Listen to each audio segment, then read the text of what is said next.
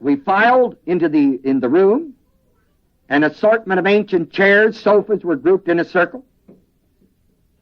The cluttered room was dimly lit by 2 lamps. In the middle of the circle stood several tall cones of aluminum called the bugles, through which they speak to people, you know. And one of the women said, "Aren't these sittings of Reverend Paulson just wonderful?" There was a murmur of agreement which arose from around the circle. "You aren't nervous, are you?" one of the women asked me. I was the first time. "Don't touch the bugles if they come around to you," warned another, "'cause that's just a blessing when they hover over you." Finally, Mr. Paulson comes in the room. He sits down the head chair, and then he gets them all together, turns out all the lights, and everybody's asked to join hands with his neighbor. The left palm up, the right palm down. The Lord's Prayer was recited. Could they do this? Because it's not addressed. I tell you, they go just as far as the Gospels. Then they sang a church hymn. Midway through the last verse, he uttered a small cry, and his voice was then conspicuously absent. The next voice was, "This is Esther." Bible character, Esther. There she is. "Hello, Esther." "Oh, Esther. Welcome, Esther. How are you?" And greetings echoed enthusiastically around the room. "I feel the power is a little weak," the voice said, "but it's wonderful to have this opportunity to greet you. I hope you are all well." After a few more pleasantries, the voice bade goodbye. In the next moment, "This is Ezekiel." Man, those are visitations from heaven, I call them. Wouldn't you? Old Esther's been dead for a coon's age, so has Ezekiel. But here is this great, magnificent preacher. He's able to have them coming into his little do-flab. Well, he says, "I am happy I have this opportunity to be with you." Well, so they give greetings to Ezekiel.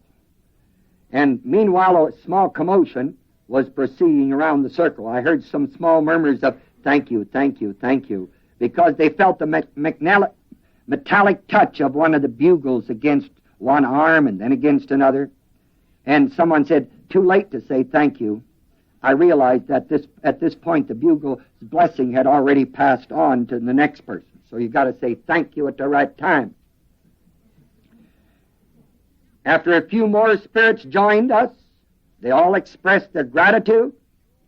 Finally, you know who comes? Abraham Lincoln greeted us a short time later.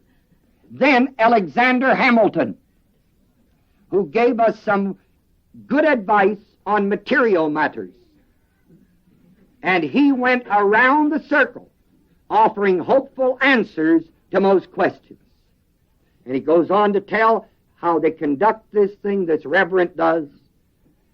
And finally it says the seance lasted about 2 hours, when the last spirit indicated that the seance was at its end. Then the group sang another hymn, the lights were turned on, Mr. Paulson roused himself, and the meeting's over. This is the church. These are the ministers. This is what we're supporting when we support the church. People, where are we? Where are we? That stuff isn't poppycock, it's happening. That stuff is going on. Now, if Abraham Lincoln is dead and will stay dead until Christ returns, that has to be a what? Counterfeit. But if what we have been taught in the past, that when you die you're not dead, you've gone up to heaven to be with the Lord, then that is not a counterfeit. I believe the Bible teaches that a man is dead until Christ comes to get him up. worship of spirits. In Brazil, the most important night of the week comes when the drums beat. That boogie beat, devil spirit beat of Africa. Same damnable stuff you hear many times when they pick it up in the rock and roll beat. The women chant and dance, the spirits descend, listen to this, to take possession of their bodies. A news writer does it, most likely never cracked the book. He's accurate. Saturday nights, festival time for the spirits. In the center of a hut is a pole supporting the roof, around which women dance, dressed in multicolored skirts, frilly blouses, turbans, and they are urged on by the chants of the male priests, standing by a group of 3 drummers. In one corner is a group of impassive, silent men.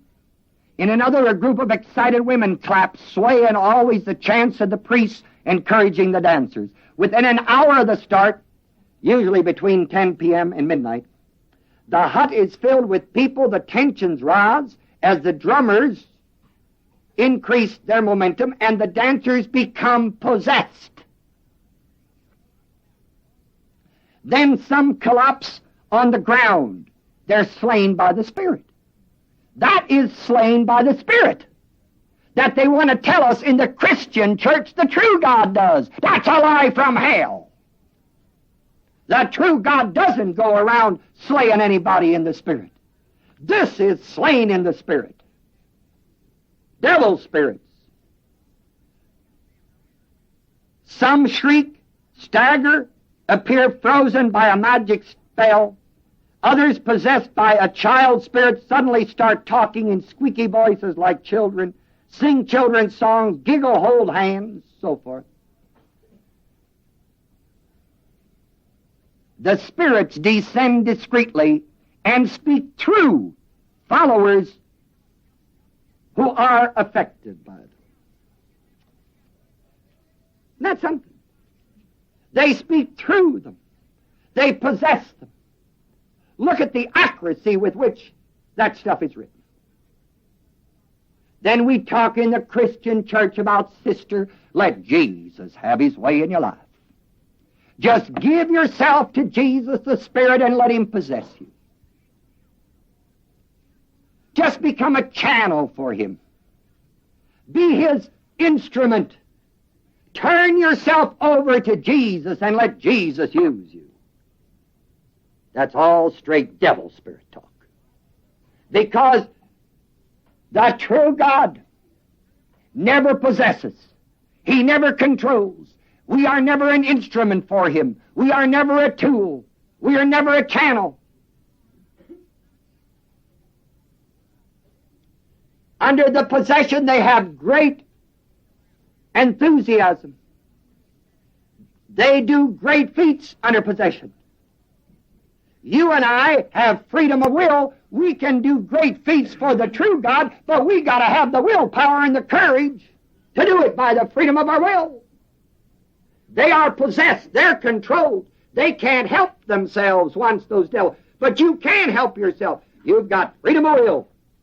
And you and I have to make up our mind whether we, by the power of God who's in us, is greater than he that's in the world, talking about the devil's spirits, whether we, by the freedom of the will, can stand as boldly or more boldly than they do, or whether they, through possession, have a better God than we've got.